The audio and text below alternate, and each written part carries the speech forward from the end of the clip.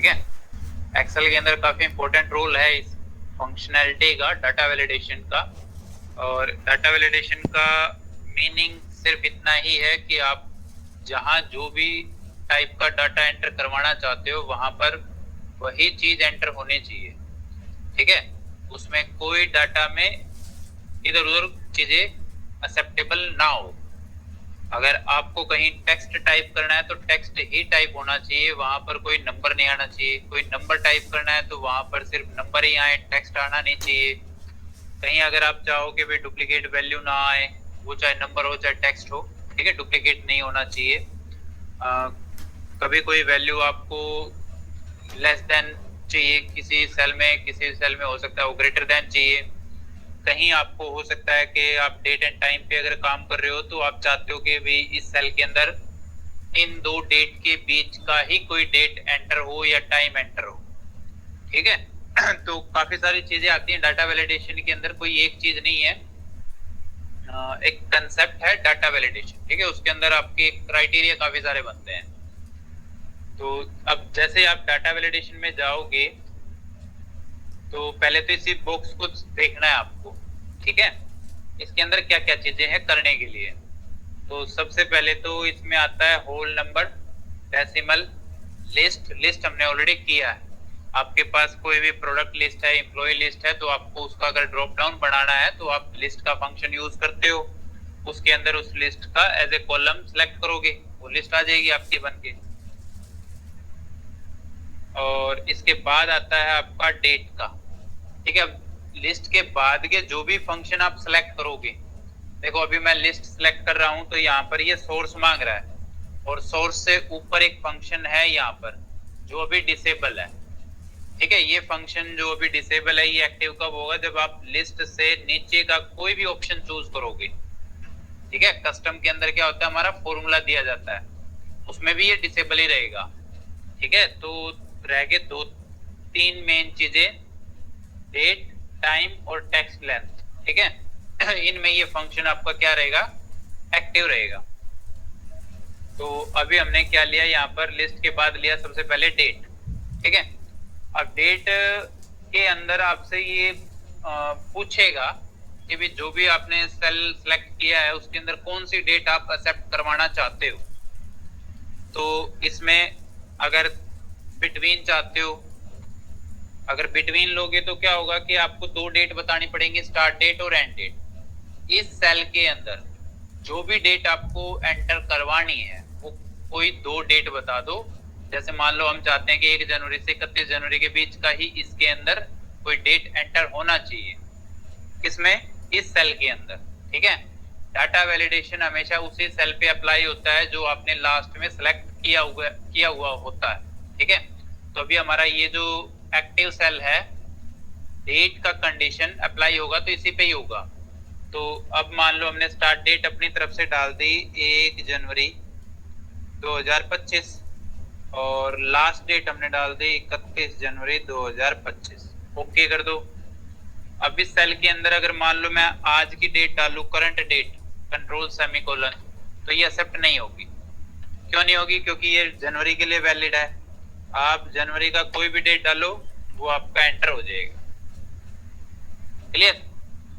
ऐसे ही अगर आप मान लो टाइम पे करना चाहते हो, जैसे डेट का लिया है तो डेट में ये जो भी कंडीशन है वो आप समझ गए होंगे। ठीक है, किसका क्या मीनिंग है, कहाँ कौन सा हम यूज करेंगे। सिमिलर डेट की तरह आपके पास टाइम का भी है, कि भी आप टाइम कौन सा एंटर करवाना चाहते हो इस सेल के अंदर, मॉर्निंग टू इवनिंग का या पर्टिकुलर हावर टाइम है, जैसे अटेंडेंस का टाइम होता भी 7 AM से लेके 7:30 AM तक। अगर आप एम्प्लॉय की एंट्री लेना चाहते हो, बायोमेट्रिक जैसे अटेंडेंस है आपको बढ़ानी है, तो उसमें एक टाइम की एंट्री वैलिड करना चाहते हो भी 7 से लेके 7:30 के बीच में आप अटेंडेंस लगा सकते हो, ना उससे पहले लगा सकते हो ना उससे बाद में लगा सकते हो। ठीक है, तो ये सारी डेट एंड टाइम के ऊपर यहाँ से आप वैल्यू अपनी एंटर करवाओगे। ठीक है, अच्छा डेट के बाद आपका आता है टेक्स्ट लेंथ। टेक्स्ट लेंथ में भी यही सेम चीजें रहेंगी। आप किसी सेल के अंदर मान लो कोई टेक्स्ट टाइप करवाना चाहते हो उस सेल के अंदर कितने कैरेक्टर टाइप हों, ठीक है, इक्वल टू भी कौन सा टेक्स्ट ही वहां पर एंटर हो। जैसे मान लो किसी का नाम डलना है, ठीक है भाई, इसी इम्प्लॉय का नाम या यही नाम डलना चाहिए, वहां पर कोई और नाम ना डले, तो आप बता सकते हो इक्वल टू, ग्रेटर देन। तो अब इनके अलावा भी काफी सारी चीजें हमारे पास, ठीक है, तो अब वो देखते हैं। सबसे पहले हम चाहते हैं कि भाई हमारा ये जो एरिया है, ठीक है, इस एरिया के अंदर हम नहीं चाहते कि कोई डुप्लीकेट वैल्यू एंटर हो, ठीक है। तो इसके लिए क्या कर सकते हैं, डाटा में गए, डाटा वैलिडेशन, एनी वैल्यू की जगह हम लेंगे कस्टम, क्योंकि अब ये हमारी अपनी चॉइस है कि हम वहां क्या करना चाहते हैं, ठीक है। तो उन कामों के लिए फिर आपको फॉर्मूला डिफाइन करके बताना पड़ेगा। जो उसके अंदर रेडीमेड चीजें हैं वो तो आप यूज कर ही लोगे, जहां पर आप अपनी चॉइस से कोई वैलिडेशन कर बनाना चाहते हो, डाटा वैलिड करवाना चाहते हो, तो वो सारी चीजें आपको बाय फॉर्मूला बताना पड़ेगी, ठीक है। तो अभी हमने जो एरिया सिलेक्ट किया है उसमें हम क्या चाहते हैं कि भाई यहाँ पर कोई डुप्लीकेट वैल्यू एंटर ना हो, वैल्यू या टेक्स्ट कोई भी है। तो इसके लिए आप एक अपना काउंट इफ का फंक्शन यूज कर सकते हो, इक्वल टू काउंट इफ, जो भी रेंज है आपकी उसको सिलेक्ट कर लो, F4 से लॉक कर देना, ठीक है। नॉर्मल जो काउंट इफ का फंक्शन है वही, कोमा, इसमें हमें क्या काउंट करवाना है, जो भी इसमें से किसी एक सेल में हम टाइप करें वही हमें काउंट करवाना है, ठीक है। ब्रैकेट क्लोज, इक्वल टू 1, ये लास्ट में नई चीज है। फिर जो भी इस फॉर्मूले के अंदर काउंट होगा उसका क्वांटिटी जो है वो एक ही होना चाहिए, जो भी रिजल्ट निकल के आएगा क्वांटिटी में वो एक ही आना चाहिए, इक्वल टू 1। अगर एक से ज्यादा होगा तो वो हमें क्या करेगा, एरर दे देगा, या एक तरीके से वो हमें बताएगा। अब जैसे मान लो मैंने यहाँ पर टाइप किया 1 2 3 4 5, अब मैं किसी और सेल में, इस सिलेक्टेड एरिया के अंदर किसी भी दूसरे सेल में अगर यही सेम वैल्यू टाइप करूंगा तो क्वांटिटी 2 होगी, सेम वैल्यू होगी, तो वो 2 को एक्सेप्ट नहीं कर रहा। आप कोई ऐसा वैल्यू अदर टाइप कर सकते हो जो इक्वल टू 1 है, ठीक है, एक ही बार आया है उस डाटा के अंदर। तो ये तो हो गया आपका काउंट इफ का। किसके लिए, डुप्लीकेट वैल्यू एंटर नहीं होनी चाहिए, वो चाहे टेक्स्ट हो सकता है, ठीक है। आप ये मत समझना कि ये सिर्फ नंबर के लिए है, नहीं, वो टेक्स्ट भी होगा तो भी सेम, क्योंकि सेम है चीज तो उस पर भी लागू होगी वो चीज, ठीक है। नेक्स्ट फिर हम एक ज्यादातर यूज करते हैं, जैसे अमाउंट को फिक्स करने के लिए बॉर्डर डाल देते हैं। अभी हम क्या चाहते हैं कि हम जैसे कुछ प्रोडक्ट खरीदेंगे उनके अमाउंट यहाँ आएंगे, किसी प्रोडक्ट का रेट क्या है वो हम यहाँ डालेंगे, ठीक है। आप जैसे परचेज करने जाते हो चीजें, आपको जो जो चीजें चाहिए वो आप अपने बकेट में इकट्ठा करते हो, बिल बनता है, बिल में आप कह देते हो बिलर को कि भी 5000 तक का सामान जब हो जाए तो रोक देना, उससे ज्यादा का जैसे जाए तो वो एक्सेप्ट नहीं करनी बिल के अंदर एंट्री, ठीक है। तो ये कुछ आइटम के लिए हमने जगह बना दी, इनका हमने कर लिया यहाँ पर पहले टोटल, तो यहाँ पर जो भी वैल्यू डले उनका हमें टोटल पता लगता रहे भी कितना हो गया, ठीक है। मान लो ये हो गया हमारा टोटल, और नीचे हमने डाल दिया बजट। बजट हमने बता दिया कि भाई हमारा 10,000 तक का है, तो अब जितना बजट में से यूज कर लेंगे, ठीक है, तो वो अवेलेबल में आना चाहिए।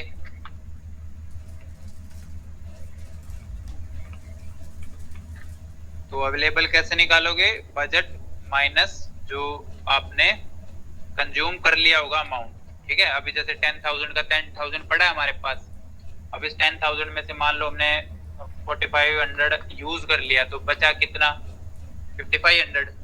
तो ये तो हमने एक अपना बना दिया, ओके। अब हम क्या चाहते हैं कि यहाँ ये जो एरिया है, इस एरिया के अंदर जो भी अमाउंट डले, ठीक है, वो अमाउंट हमारे बजट से ज्यादा नहीं होना चाहिए, क्लियर। तो इसके लिए हम क्या करेंगे, वापस अपना डाटा वैलिडेशन पे जाएंगे, कस्टम, और यहाँ पर हम अपना फंक्शन लगाएंगे सम इफ का, या खाली सम भी लगा लो, इज इक्वल टू सम। पहले सम लगा के देखो, सम से हो जाए तो ठीक है, नहीं तो फिर सम इफ लगाएंगे। इन सब का टोटल ब्रैकेट क्लोज किसके रहना चाहिए, लेस देन इक्वल टू जो भी हमारा बजट है। ठीक है, इस सेल को अपना लॉक कर लो, ओके करो। अब यहाँ पर अमाउंट डाल के देखो कि वो लागू हुआ या नहीं।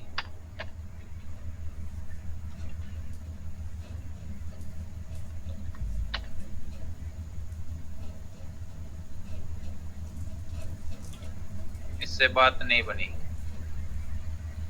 तो इसमें हम लगाएंगे दोबारा अपना सम इफ का। ठीक है, एक बार दोबारा लगा रहे हैं,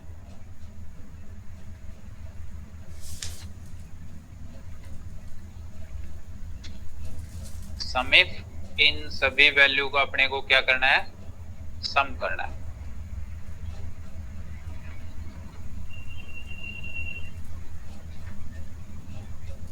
लेस देन इक्वल टू, इस सेल को पिक कर लो, इसमें भी एरर है। तो क्या कर सकते हैं यहाँ पर,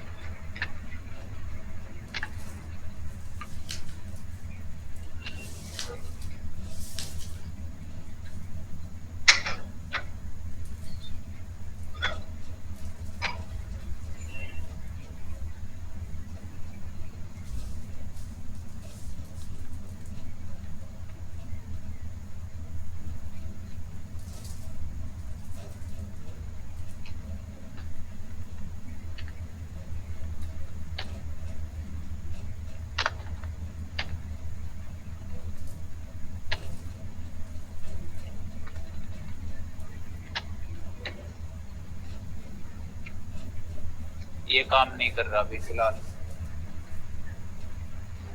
चलो इसको बाद में देखते हैं। ठीक है, लेकिन ये चीज आप कर सकते हो, ऐसा नहीं कि अभी नहीं हो रहा तो होगा भी नहीं, नहीं ये चीज होती है, हम कर सकते हैं अपना कंडीशन फॉर्मेट, ये डाटा वैलिडेशन लगा के। ठीक है, इसको अभी देखते हैं दोबारा। इसके अलावा हमारे पास क्या आता है, ये इसी चीज का बना रखा है। ठीक है, एक है आपका less than greater than value. इसका मतलब ये है कि आपके पास जैसे कोई भी ऐसी रेंज है, या आप कहीं ऐसा काम करना चाहते हो कि जैसे फर्स्ट सेल में जो वैल्यू डाल दी, नेक्स्ट सेल में क्या हो, उससे ग्रेटर देन वैल्यू ही आए, या इसका उल्टा चाहो तो ये किस तरीके से करोगे। मान लो अभी हम चाहते हैं कि यहाँ पर, ठीक है, ये मेरा मेन सेल है, इस सेल के अंदर मुझे जो भी वैल्यू टाइप करें, ठीक है, जब काम करेंगे तो हमने मान लो यहाँ पर जो भी वैल्यू टाइप कर दी, हम चाहते हैं कि नेक्स्ट सेल में जो भी वैल्यू आए वो इससे ग्रेटर देन आए। तो आपको जो कंडीशन लगानी है वो सेकंड सेल पे लगानी है, क्योंकि वैल्यू तो हमें सेकंड सेल की कंपेयर करनी है ऊपर वाले सेल से। तो इसमें एक छोटी सी गलती यही होती है कि हम स्टार्टिंग वाला सेल ले लेते हैं। आपको स्टार्टिंग वाला सेल नहीं लेना, अपना सेकंड सेल लेना है, क्योंकि उसकी वैल्यू उससे ऊपर वाले सेल से कंपेयर करनी है कि भाई नेक्स्ट सेल के अंदर वैल्यू लेस देन आनी है या ग्रेटर देन आनी है।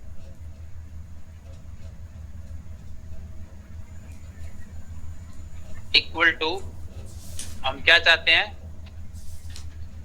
अभी जो हमारा करंट सेल है, ठीक है, इस सेल के अंदर जो भी वैल्यू आए वो ग्रेटर देन आनी चाहिए किससे, इससे ऊपर वाले सेल से। ठीक है, और कुछ नहीं करना, ओके कर दो। और ये आगे आपको कंटिन्यू रखना है काफी सारे सेल में। तो अभी सेकंड सेल को ड्रैग कर देना, जहां तक ड्रैग करोगे इसके अंदर जो डाटा वैलिडेशन हमने लगाया है वो एक्टिव हो चुका है। ठीक है, इस एरिया में। अब जैसे मान लो हमने यहाँ डाल दिया 1000, तो नेक्स्ट सेल में अगर मान लो मैं 900 टाइप करूंगा तो एक्सेप्ट नहीं होगा, क्योंकि लेस देन हो गया। वैल्यू कौन सी एक्सेप्ट होगी यहाँ पर, ग्रेटर देन।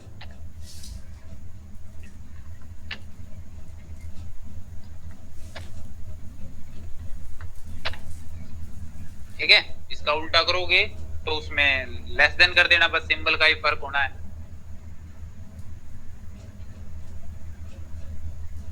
अच्छा, नेक्स्ट आता है, अगर आपको कहीं किसी ऐसी जगह कोई भी डाटा बना रहे हो जिसके अंदर आपको सिर्फ और सिर्फ टेक्स्ट एंटर करवाना है। मान लो आप कोई मोबाइल नंबर का जैसे डाटा बना रहे हो और उसमें गलती से कोई टेक्स्ट एंटर ना हो, या इसका उल्टा कि आप नेम का कॉलम है उसके अंदर टेक्स्ट वैल्यू आनी चाहिए, गलती से कोई डिजिट टाइप ना हो तो आपके दो फंक्शन आते हैं, वो आप ऐड कर सकते हो अपना डाटा वैलिडेशन के अंदर। कस्टम में गए, अगर आपको सिर्फ नंबर एक्सेप्ट करवाने हैं तो यहां पर डाल देना is number equal two is number, कुछ नहीं सिलेक्ट करना, आपको सिर्फ ब्लैंक ब्रैकेट के साथ अपना फॉर्मूला अप्लाई कर लेना है। ओके, रेंज रहेगी।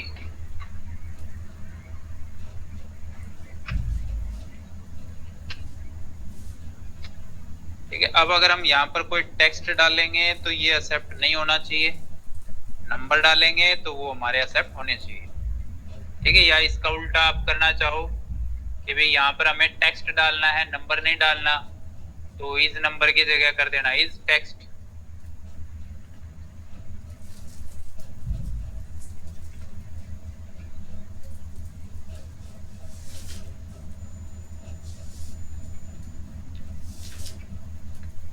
अब यहाँ पर सिर्फ टेक्स्ट एक्सेप्ट होगा, नंबर एक्सेप्ट नहीं होगा।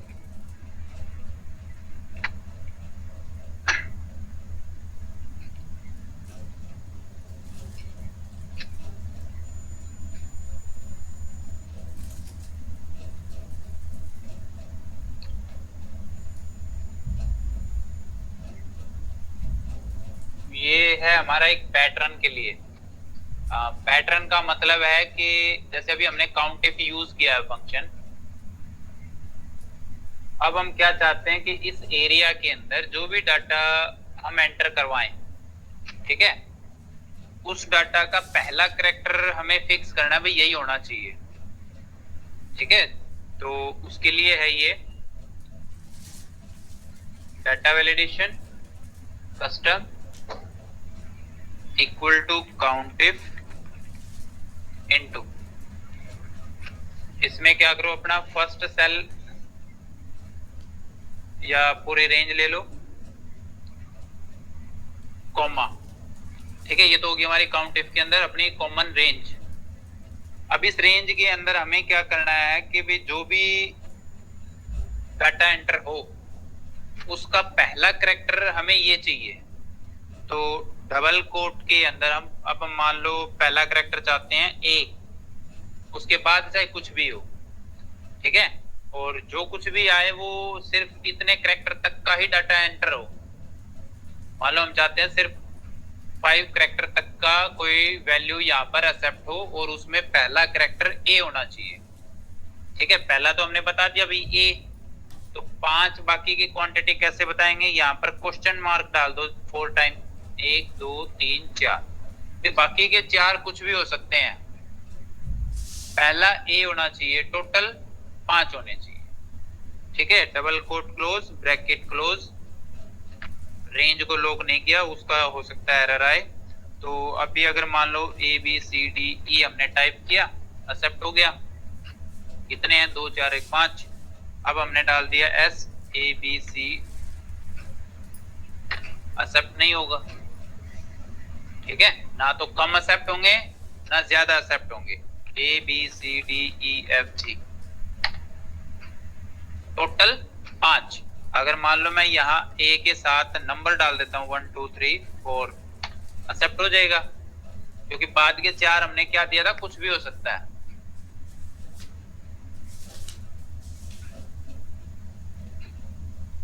और क्या कर सकते हैं, हाँ ये दो फंक्शन अपने नोट कर लो पहले, ये काफी काम आने वाली चीजें हैं, खासकर मोबाइल नंबर के रेफरेंस में। हम कोई ऐसा डाटा बनाते हैं जिसमें कोई कॉलम आपको फिक्स करना है अपना मोबाइल नंबर के लिए, तो वहां पर ये आपको फंक्शन यूज करना पड़ सकता है। यहाँ पर क्या है, कस्टम के अंदर एक नहीं 2 3 फंक्शन मिला के हम ये काम वैलिड करवा सकते हैं। ठीक है। अगर आपको किसी कॉलम के अंदर number as a contact number के लिए एग्जांपल तो बाकी कोई भी हो सकता है, ऐसा कोई नंबर आपको वैलिड रखना हो जिसमें क्वांटिटी मेजर करनी है हमें। अभी जैसे ये कॉन्टेक्ट नंबर का बना रखा है तो हम चाहते हैं कि भी जो मोबाइल नंबर है वो 10 डिजिट का होता है, तो ना तो गलती से 9 डलने चाहिए ना गलती से 11 डलने चाहिए, एग्जैक्ट 10 डिजिट वहां पर डलनी चाहिए। तो उसके लिए कस्टम में जाके आपको ये फंक्शन ऐड करना है, ठीक है। एंड इज नंबर, अब ये इज नंबर अभी हमने किया था, उसका काम क्या है कि वो चेक करेगा कि जो भी टाइप हुआ है वो नंबर है या नहीं है, ठीक है। अगर वो नंबर होगा तब फिर उसके ऊपर एक फंक्शन और काम करेगा, लेन। लेन का मतलब है लेंथ, जो वहां पर डिजिट टाइप हुई है उसमें कितनी क्वांटिटी है डिजिट की, लेंथ चेक करेगा उसकी। तो वो जो लेंथ है ग्रेटर देन 9 होनी चाहिए, ग्रेटर देन 9 का मतलब 10, ठीक है। और सेम उसी फंक्शन को हमने दोबारा टाइप कर दिया लेंथ को, भी वो एक और लेंथ चेक करे, क्या चेक करे, लेस देन 11, ठीक है। तो 9 to 11 के बीच में अगर वो क्वांटिटी बनती होगी नंबर की तो ही वहां पर आपका एंटर एक्सेप्ट होगा, अदरवाइज वो आपको रिजेक्ट कर देगा, एंटर आपका एक्सेप्ट होगा नहीं, ठीक है। एक्चुअल में तो इसमें दो ही फंक्शन है, इज नंबर और लेन का, ठीक है। और यही अगर आप टेक्स्ट पे करना चाहो तो इस नंबर की जगह टेक्स्ट कर देना, लेंथ के अंदर बता देना कि भी आपको कितने कैरेक्टर काउंट करवाने हैं वहां पर। अब इसका देखो एक बार, मान लो हम इस एरिया के अंदर नंबर अपना डालना चाहते हैं, ठीक है। डाटा वैलिडेशन कस्टम, तो सबसे पहले equal to and into is number. यहां पर जब फॉर्मूला टाइप करो तो थोड़ा अपना स्पेलिंग का ध्यान रखना, क्योंकि फॉर्मूला हमारा ठीक होता है, वो स्पेलिंग की मिस्टेक की वजह से वो एरर आ जाएगा, क्योंकि यहाँ फॉर्मूला डिस्प्ले तो होगा नहीं, वो नंबर तो आएगा नहीं, नेम लिस्ट तो आएगी नहीं। इज नंबर कहाँ चेक करना है, इस लिस्ट के फर्स्ट सेल में, ठीक है। फर्स्ट सेल लेना, पूरी लिस्ट तो हमने सिलेक्ट कर ही रखी है। ये तो हो गया पहला पार्ट कि भी वो चेक करेगा कि उस सेल के अंदर नंबर है या नहीं है, ठीक है। इसका काम जब ट्रू होगा तब फिर हमारा एक फंक्शन काम करेगा, कौन सा, लेंथ का, किस सेल में, उसी सेम सेल के अंदर। वो क्या काम करेगा कि वैल्यू ग्रेटर देन 9 है या नहीं है, ठीक है। अब ये भी अगर इसका रिजल्ट ट्रू हुआ तो फिर हम क्या चाहते हैं, एक और फंक्शन हमारा काम करे, कौन सा फंक्शन, लेंथ का ही, किस सेल में, उसी सेल में, क्या चेक करे कि वैल्यू लेस देन 11 है या नहीं, ठीक है। जैसा बाहर टाइप रखा है फंक्शन एज इट इज आपको टाइप करके ओके कर देना। अगर कोई एरर आए तो उसको देखना भी कहाँ क्या रह गया, इसी का मिलेगा, स्पेलिंग का ही।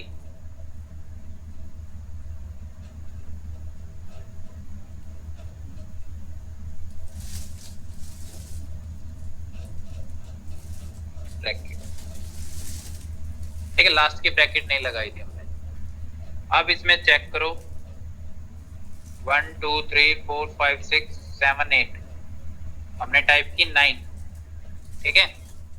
एंटर, एक्सेप्ट नहीं हुआ क्योंकि less than 9 quantity I, 1 2 3 4 5 6 7 8 9 and 0, exact 10 जब उसमें डली वैल्यू तब आपकी वो एक्सेप्ट होगा, ठीक है। तो इसी फंक्शन को अगर आप कहीं टेक्स्ट के लिए रखना चाहो तो इस नंबर की जगह और लेंथ के अंदर क्वांटिटी जो भी आपको एक्सेप्ट करवानी है उतनी चेंज करके अपना डाल सकते, ठीक है। ये कुछ डाटा वैलिडेशन के एग्जांपल थे, बाकी जहां आपकी जैसी रिक्वायरमेंट होगी उसको अकॉर्डिंग आपको देखना पड़ेगा कि क्या फंक्शन बन सकता है, ठीक है। ये तो अभी सिर्फ इसको समझाने के लिए एग्जाम्पलरी तौर पे बताए गए हैं।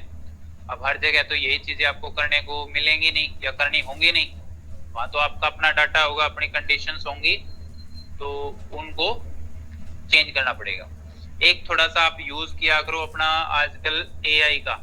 अगर आपको कहीं किसी फंक्शंस की जरूरत है, आपके पास फंक्शन है नहीं, ठीक है, तो उस डाटा के ऊपर वो फंक्शन किस तरीके से हमें बनाना चाहिए, वो आप अपना आजकल एआई चैट जीपीटी की हेल्प ले सकते हो।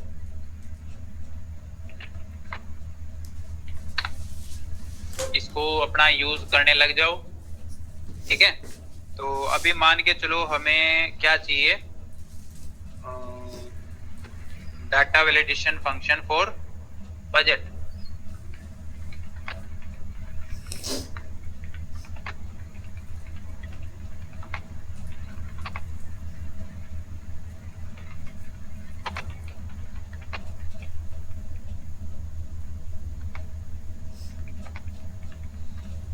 प्रॉम्प्ट आपको अपनी रिक्वायरमेंट के अकॉर्डिंग वहां टाइप करना पड़ेगा। जब तक वही चीज आपकी नहीं समझेगा कि भाई आपको क्या चाहिए, तो आपको बताएगा कैसे, ठीक है।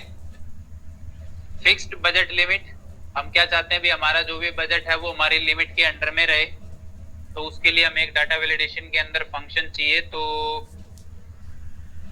क्या क्या डाल सकते हो, देखो उसने कई ऑप्शन दे दिया आपको, ठीक है भाई। B2 less than equal to आपके बजट अमाउंट कर लो।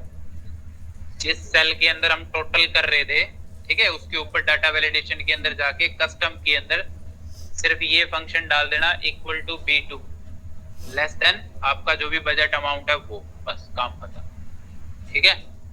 तो थोड़ा सा इन चीजों को आप यूज करने लग जाओ, क्योंकि इसके बगैर काम चलेगा नहीं। ये हम जो फंक्शन लगा रहे थे ये भी उसने दे दिया, देखो, ठीक है, सम का फंक्शन लगा रहे थे। अच्छा, हम क्या गलती कर रहे थे कि रेंज को लॉक नहीं कर रहे थे। फंक्शन एग्जैक्ट वही है हमारा, कोई गलती नहीं है। जो गलती थी वो क्या थी, हम रेंज को लॉक नहीं कर रहे थे सम वाली, ठीक है। तो अभी एक बार और ट्राई करके देख लेते हैं फिर।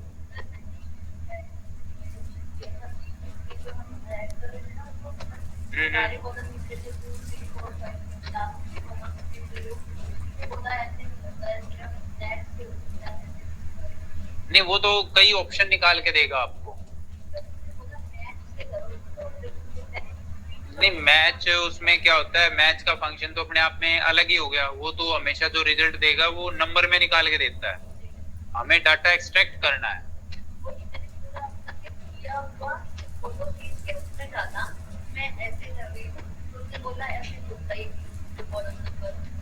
नहीं नहीं,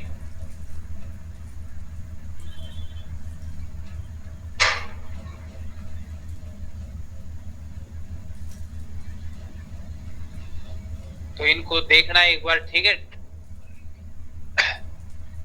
तो नेक्स्ट जो हमारी क्लास होगी वो सैलरी की होगी। हार्ड्रॉन एग्जाम के अंदर काफी इंपॉर्टेंट चीज है। और वैसे भी एक्सेल में अगर आप काम करते हो या एक्सेल आपकी रिक्वायरमेंट में है, तो थोड़ा सा सैलरी का कंसेप्ट आपका क्लियर होना चाहिए हर स्टूडेंट का, कि सैलरी के अंदर क्या क्या चीजें होती हैं, ठीक है, इसका अमाउंट किसके ऊपर डिपेंड होता है। एक बेसिक सा स्ट्रक्चर माइंड में होना चाहिए, थोड़ा सा लॉजिक पता रहना चाहिए कि कहाँ से अमाउंट कितने बनते हैं, कैसे बनाते हैं, कौन कौन से फंक्शन लगा सकते हैं, ठीक है। एक बेसिक सा ओवरव्यू लेंगे वो नेक्स्ट क्लास में।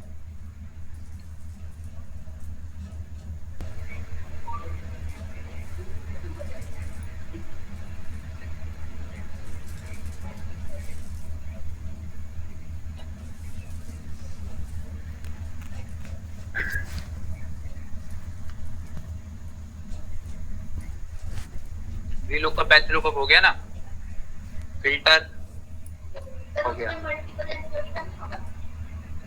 इसमें। टाइमिंग के लिए, हाँ हाँ वो भी बताएंगे। अभी फिल्टर के साथ में अपना जैसे एक फंक्शन और आता है एक्स लुकअप, ठीक है। वी लुकअप की ही सीरीज में है एक्स लुकअप आजकल जैसे यूज होता है। अब वी लुकअप और एक्स लुकअप में डिफरेंस क्या है देखो, वी लुकअप में अपनी एक लिमिटेशन है, वो क्या कि आपको जो भी डाटा ढूंढना है वो उसकी आईडी के बिहाफ पे ढूंढ सकते हो, और वो आईडी कॉलम आपकी टेबल में फर्स्ट नंबर पे होना चाहिए, ठीक है। अगर मान लो हमारे पास कुछ ऐसा डाटा हो जिसमें किसी भी कॉलम को एज ए आईडी मान के उससे रिलेटेड लेफ्ट से या राइट से डाटा निकालना होगा। समझे?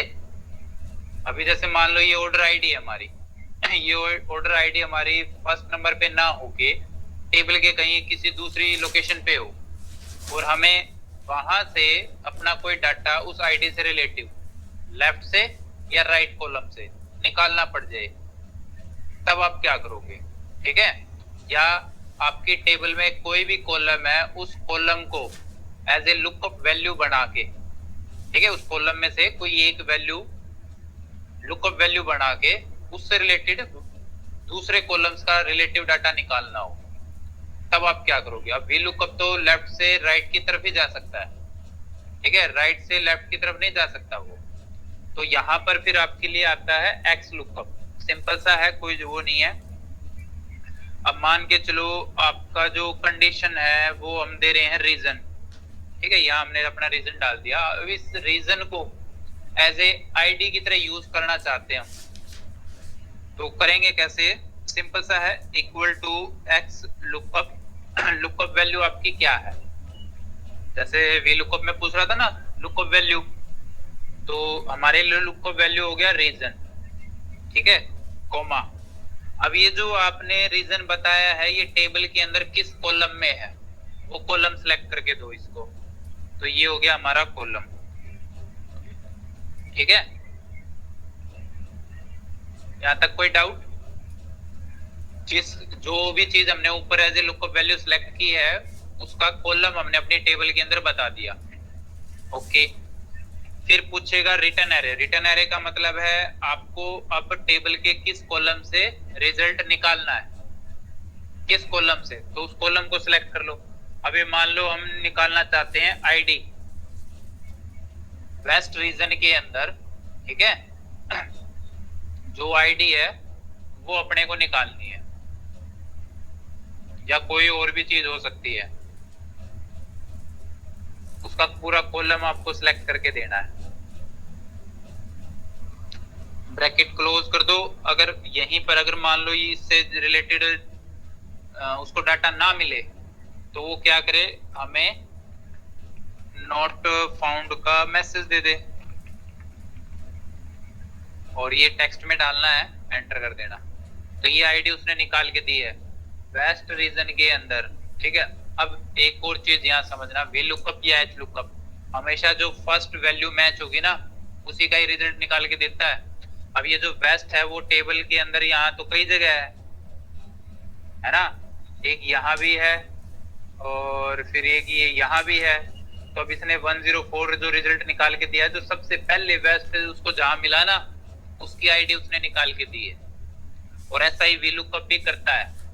अगर आप वी लुकअप में जाते हो तो उसमें तो हम एक ही आईडी बताते हैं वैसे भी, अगर आप उसको नीचे ड्रैग करोगे तो आपके वो काम का फंक्शन नहीं रह जाता फिर, ठीक है। तो ये यूज है वी लुकअप के बाद एक्स लुकअप का। एक ही रेयर चांस में यूज होता है कि आपको अपने टेबल के बिटवीन से किसी चीज को मैच करवा के रिजल्ट निकालना हो वहीं पर। दोबारा देख लो एक बार, इक्वल टू एक्स लुकअप, जो भी आपकी तरफ से लुकअप वैल्यू है वो आपकी टेबल में किसी भी कॉलम से आप बना सकते हो, ठीक है।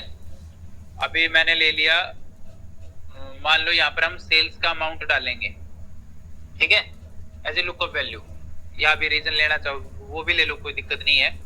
इसका मीनिंग समझना है आपको कि लुकअप वैल्यू में आपको क्या देना है। लुकअप वैल्यू में वो चीज आपको सिलेक्ट करनी है जिसको मैच करके बाकी का डाटा आपको निकालना है। तो हमें क्या करना है, west as a region match करना है। तो ये वेस्ट रीजन कहाँ मैच करें, टेबल के अंदर किस कॉलम में मैच करें, इसमें, ठीक है। और फिर पूछेगा तीसरे नंबर पे रिटर्न एरे। रिटर्न का मतलब रिजल्ट किस कॉलम से चाहिए इससे मैच करवाने के लिए। तो सेलर कोई भी ले सकते हो, लेफ्ट से या राइट से, इसका यही बेनिफिट है।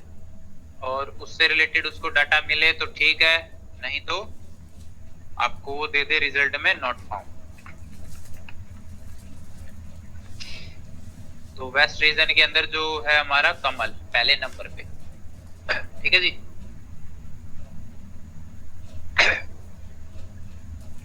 और दूसरा भी हमारा एम्प्लॉय वर्क टाइमिंग में था एक क्वेश्चन कि मल्टीपल एम्प्लॉय के लिए हम टाइमिंग कैसे निकालेंगे। तो अभी बता देता हूँ, थोड़ा सा क्लास लंबा हो जाएगा इसका, अभी करते हैं, ठीक है। आपको एक पूरा अटेंडेंस का फॉर्मेट ही बता देता हूँ मैं। जब भी आपको मल्टीपल एम्प्लॉय या स्टूडेंट्स के लिए अटेंडेंस बनानी है तो किस तरीके से आप उसके फॉर्मेट को डिजाइन कर सकते हो।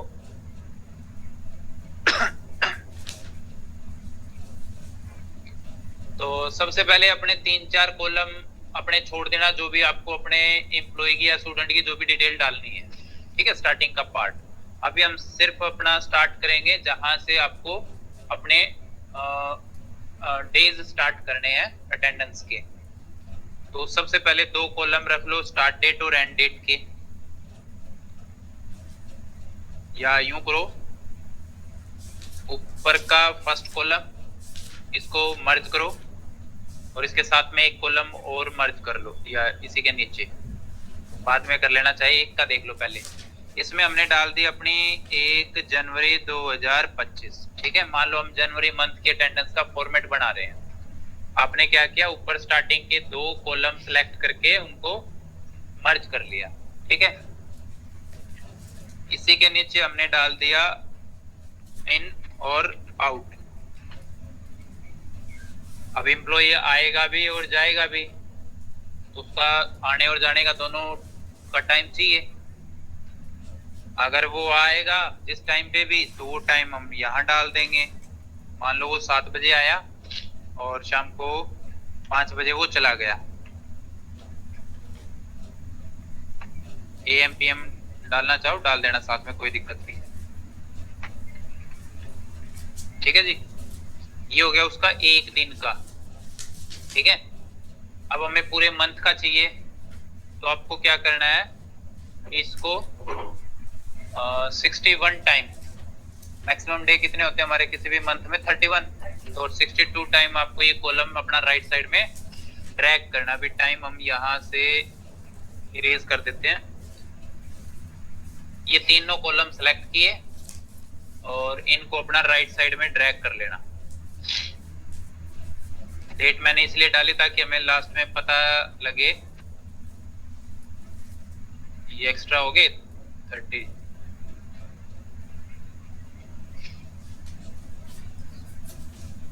एक जनवरी था ना,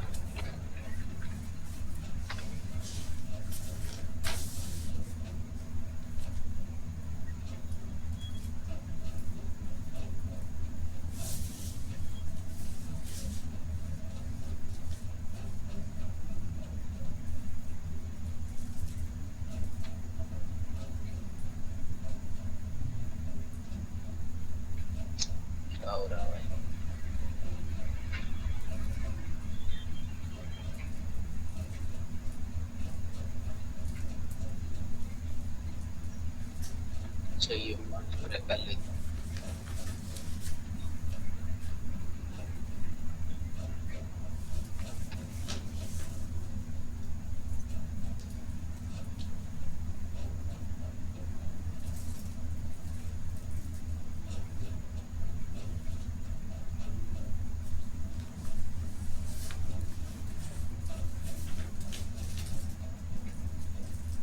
यहाँ तक हमें चाहिए, ठीक है। वो थोड़े एक्स्ट्रा एक्सटेंड हो गए, इनको हटा दो।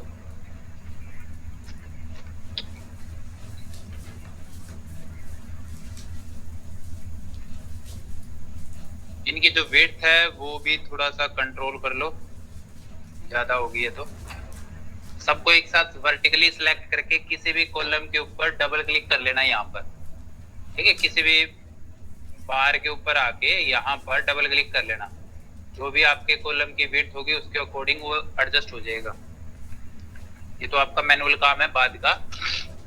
अब इन कॉलम के नीचे क्या होगा, हमारा इन और आउट का टाइम अकॉर्डिंग टू डेज, ठीक है। जिस डेट को जिस टाइम पे वो आएगा या जाएगा वो हम मैनुअली यहाँ per day by day type करते रहेंगे, ठीक है।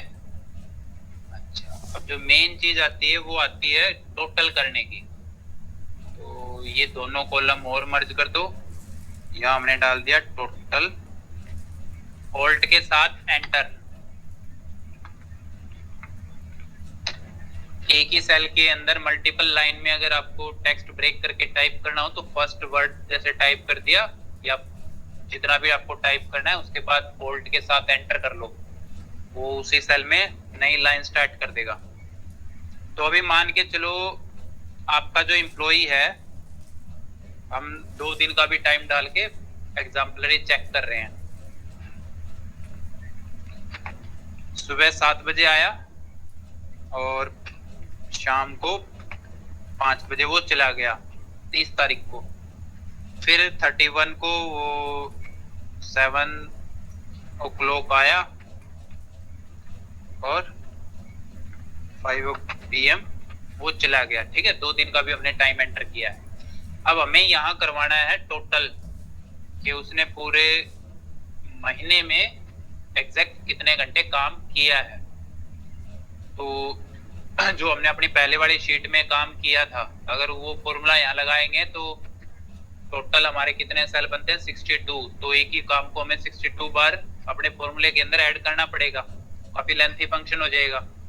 तो यहाँ पर आपको क्या करना है, अपना सम इफ का फंक्शन यूज करना है। ऑलरेडी आपने कर रखा है, अब वो यहाँ पर यूज कैसे करेंगे वो देख लो।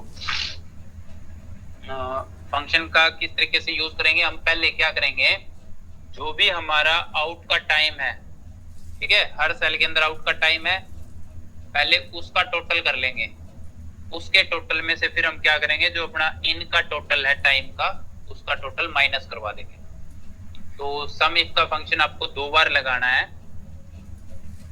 Equal to sum if into, ये पूछेगा रेंज और क्राइटेरिया।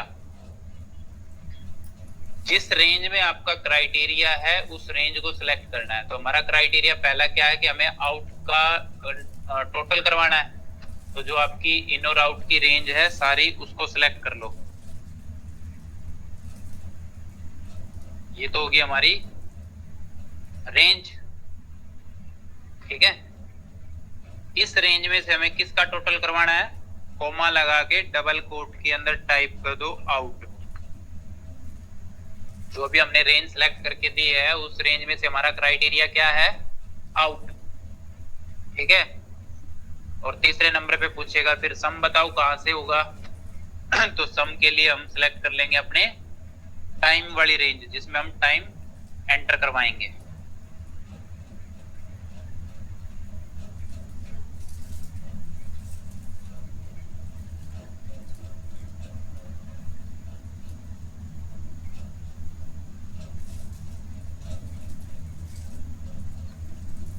ठीक है, क्लियर है यहां तक। अब होगा क्या, जैसे एंटर करेंगे तो जैसे यहाँ आउट उसको मिलेगा और नीचे वैल्यू मिलेगी, यहाँ आउट मिलेगा, यहाँ वैल्यू मिलेगी, ये इन दोनों का टोटल कर लेगा। ऐसे ही वो क्या करेगा, हर सेल से जिस सेल के अंदर आउट है और आउट के नीचे उसका वैल्यू है, वो उनका टोटल कर लेगा। Bracket close. और यहीं पर माइनस लगा के इसी फंक्शन को दोबारा कॉपी पेस्ट कर दो। चेंज क्या कर देंगे, आउट की जगह इन डाल देंगे, बस और कुछ नहीं करना। क्योंकि बड़ी वैल्यू में से छोटी वैल्यू माइनस होती है, इसलिए हमने पहले क्या किया, आउट का टोटल कर लिया और उसमें से माइनस करवा दिया इन। जो ये क्राइटेरिया टाइप करो फॉर्मूले के अंदर, वो अपनी टेबल में देख लेना कैसे टाइप कर रखे हैं, किस स्पेलिंग में है, एंटर कर दो। और यहाँ इसका फॉर्मेट डाल देना टाइम का, 10 और 10 20 घंटे, ठीक है। आप जैसे जैसे टाइम डालते जाओगे वो आपका टोटल करता जाएगा।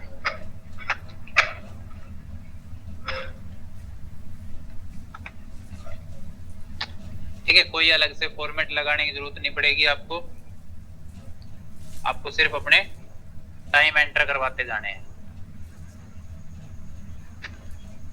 ये फॉर्मेट आपको यूज करना है, ठीक है। ये तो हमने डायरेक्ट डेज से डाल दिया, ठीक है। अब इसके साथ में लेफ्ट साइड में हो सकता है आपको अपने एम्प्लॉय की और भी बाकी की डिटेल डालनी हो, तो उसके लिए जो कॉलम जितने चाहिए वो अपने ऐड करवा लेना। ठीक है, उसका नाम, आईडी, डेजिग्नेशन, सैलरी वगैरह जो भी आपको चाहिए वो अपने लेफ्ट साइड में यहाँ नए कॉलम ऐड करके अपना रख सकते हो।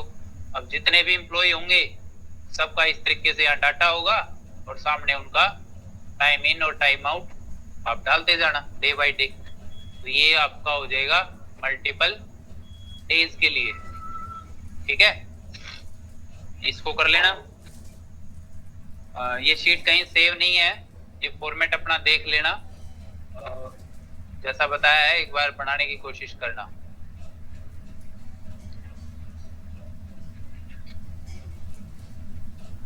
अच्छा जी,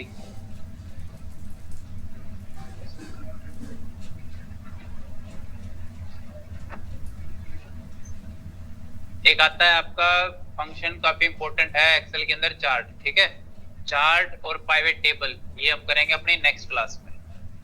आज के लिए सिर्फ ये इतना ही बहुत है। और किसी का कोई डाउट, कोई क्वेश्चन हो तो पूछ लेना।